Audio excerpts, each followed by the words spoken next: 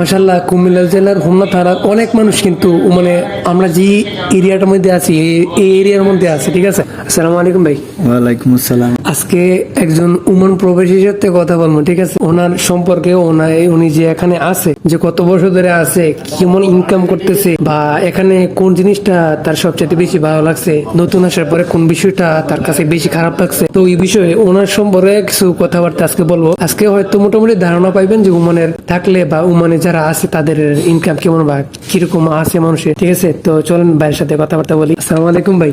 ওয়ালাইকুম আসসালাম। কেমন আছেন ভাই? আলহামদুলিল্লাহ, আপনি কেমন আছেন? একটু জোরে বলেন। আলহামদুলিল্লাহ, আপনি কেমন জি আছেন? আলহামদুলিল্লাহ, আমি অনেক ভালো আছি। বলতে চাইছিলাম কি, আপনার নাম কি? বাকিরুল ইসলাম। আচ্ছা, আপনার বাসায় কোথায়?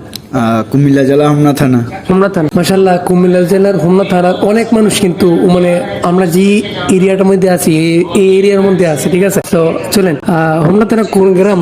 গনিয়ারচর। আচ্ছা, হোমনা থানা গড়িয়ারচর গ্রামের উনি একজন প্রবাসী ওমানে আছে। তো ভাই বলতেছি, কত বছর ধরে ওমানে আছেন? এখানে 2 বছর 7 মাস। মানে 2 বছর 7 মাস। তো মানে কেমন কেমন লাগতেছে বিদেশ? আছে আলহামদুলিল্লাহ, সবকিছু মিলে জিলে আছে। মাঝখানে বাড়িতে যাওয়া হয়েছে নাকি না?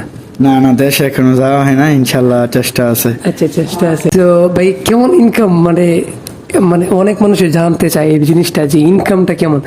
নেক্সটে আবার করতেছে, ওই বিছানে কি করবে, এখন তাদের জন্য কিছু একটা জানা দরকার, মানে ইনকামটা কেমন আপনার? আছে আলহামদুলিল্লাহ মোটামুটি ভাবে, তবে এখানে কাজকর্মের এখনো একটা সমস্যা রয়েছে। আর যারা আইব নতুন, একটু বুঝে শুনে আসা উচিত। দালালের কথা শুনে মানে হঠাৎ করে বলছে লাখ টাকার স্বপ্ন দেখাইছে, আইসা পড়ছে, বিষয়টা এরকম না। এখানে অনেক মোটামুটি ভাবে কাজ আছে, নাই যে বিষয়টা তা না, কিন্তু বেতন কম বা এই সবকিছু মিলে জিলে মানে বিষয়টা হচ্ছে যে কাজ আছে কিন্তু কপাল মতো বা সুযোগ মতো হয় না, অনেক সময় সুযোগ মতো হয় না।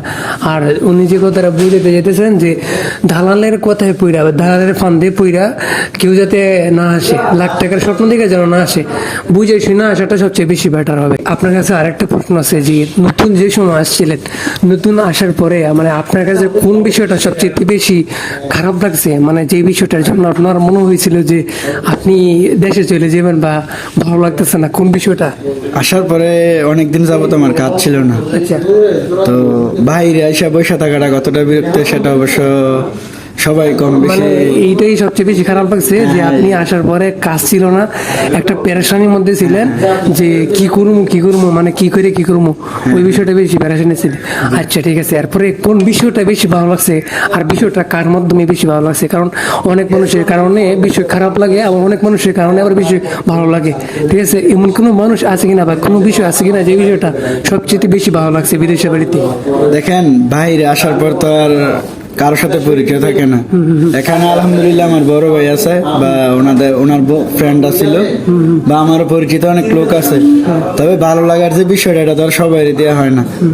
তবে আলহামদুলিল্লাহ এখানে সবকিছু মিলাই জিলাই মানে বন্ধু বা যারাই আছে তারা খুব ভালো, বা বিশেষ করে আমার রুমমেট যারা, মানে তাদের সম্পর্কে বলতে গেলে মানে শেষ হবে না।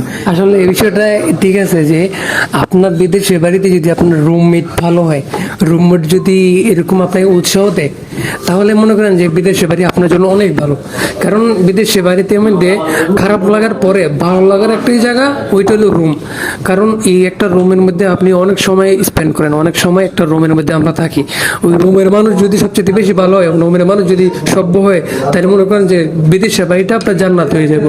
আর যদি মনে করেন যে খারাপ হয় বা বজ্জাত মার্কা হয়, তাহলে মনে করবেন যে এর চাইতে মানে জাহান্নাম মনে করেন যে দুনিয়ার মধ্যে হয়ে যায়। তো আমাদের আজকের ভিডিওর মধ্যে কয়েকটা মেইন পয়েন্ট হয়েছে, যে বিদেশে কেন আসবেন বা কিভাবে আসবেন, কিভাবে আসতে ভালো হবে, এবং আসার পরে কোন বিষয়গুলো একটু খারাপ ভালো লাগে, এই সব বিষয় নিয়ে আজকে আপনাদের সাথে কথা বলছি। আশা করি একটু ধারণা হয়েছে। সো নেক্সট ডে আবার ভিডিওতে দেখা হইব ইনশাল্লাহ। আসসালামু আলাইকুম।